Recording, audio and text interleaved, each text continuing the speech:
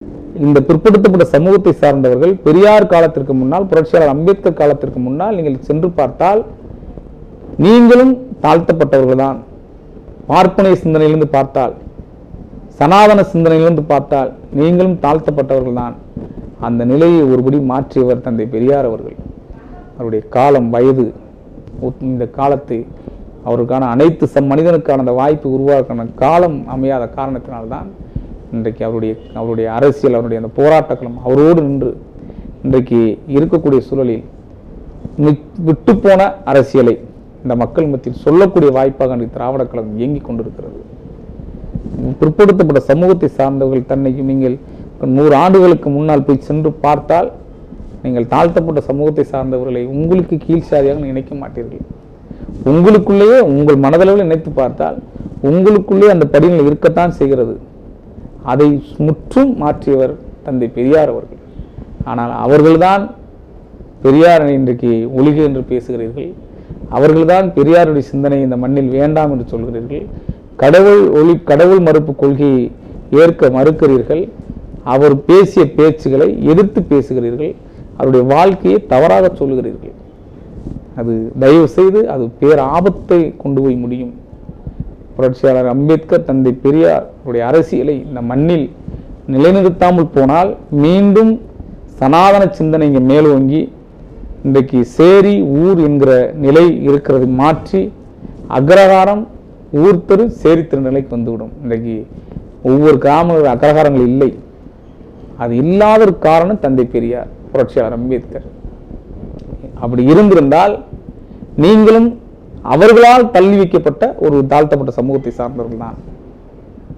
அவர்கள் இல்லாமல் போனதற்கு காரணம் இங்கே சனாதன சிந்தனை இங்கே நடைமுறைப்படுத்த முடியாது, கேள்வி கேட்பதற்கு ஆரம்பித்து விட்டார்கள். சனாதனத்தை பற்றி அதில் இருக்கக்கூடிய சனாதன சாதிய புத்திகளை பற்றி இங்கு விவாதிக்க ஆரம்பித்து விட்டார்கள். இன்னும் இந்த மக்களை ஏமாற்ற முடியாது, இன்னும் இந்த மக்களை நாம் ஒரு சாதிய சிந்தனைக்குள் சனாதன சிந்தனையில் புகுத்தி வாழ முடியாத நிலைக்கு வந்த பிறகுதான் இன்றைக்கு கிராமங்களில் அக்ரஹாரங்கள் இல்லை, கோவிலுக்குள் ஒண்டி கிடக்கிறார்கள், வெளிநாடுகளில் வாழ்ந்து கொண்டிருக்கிறார்கள். அவர்களை யார் என்று தெரியாமல் வாழ்ந்து கொண்டிருக்கிறார்கள். அதற்கு காரணம் புரட்சியாளர் அம்பேத்கர், தந்தை பெரியார். நீ என்ன செய்தாலும் புரட்சியாளர் சிந்தனைகளை நீங்கள் அரசியல் கொள்கைகளை இங்கிருந்து உருவம் செய்ய முடியாது. அவர் எழுதி வகுத்து வைத்த மனு சட்டத்துக்கு எதிரான ஒரு அரசியல் ஒரு சட்டத்தை உருவாக்கிய அரசியலமைப்பு சட்டத்தை இந்த மண்ணிற்கு தந்த புரட்சியாளர் அம்பேத்கருடைய கொள்கையை இந்த மண்ணிலிருந்து நீங்கள் மாற்ற முடியாது, ஓரங்கட்ட முடியாது. அதை தூக்கி நிறுத்துவதற்கு இன்னும் 1000 ஆண்டு காலம் இந்த மண்ணில் நிலைநாட்டுவதற்கு தலைவர் எழுச்சி தமிழர்கள் இருக்கிறார்கள் என்கிற அரசியல் தான் இந்த மண்ணில் சனாதனத்திற்கும் சாதியவாதத்திற்கும் மதவாதத்திற்கும் எதிராக தலைவர் எழுச்சி தமிழ் செய்து கொண்டிருக்கிறார்கள். இன்றைக்கு பெரியார் சிலை உடைக்கப்பட்டு கொண்டிருக்கிறது. அந்த பெரியார் சிலை என்பது வெறுமனே கல்லை உடைக்கவில்லை, பெரியார் சிந்தனைகளை உடைத்துக் கொண்டிருக்கிறார்கள், முயற்சி எடுத்துக் கொண்டிருக்கிறார்கள்.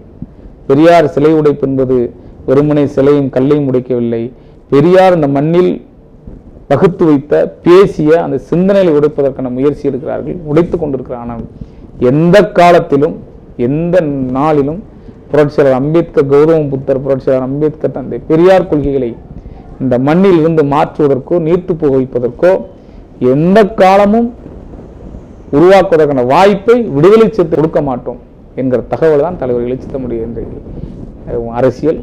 அப்படிப்பட்ட தலைவன் இந்த மண்ணில் சமூகத்திற்காகவும் இந்த மக்களுக்காகவும் தன்னையே அர்ப்பணித்துக் கொண்டிருக்கிற தலைவன் எழுச்சி தமிழ் அவர்கள் திருமண வாழ்க்கையை பற்றி தொடர்ந்து பேசிக் கொண்டிருக்கிறார்கள். ஆனால் அவர் அதை கொஞ்சம் கூட ஒரு தின்பண்டங்கள் வைத்தால், நல்ல அறுசுவை உணவை வைத்தால், இந்த உணவை பற்றி சொன்னால் எல்லோருக்கும் அதை ருசிக்க வேண்டும், சுவைக்க வேண்டும் எண்ணம் இருக்கும்.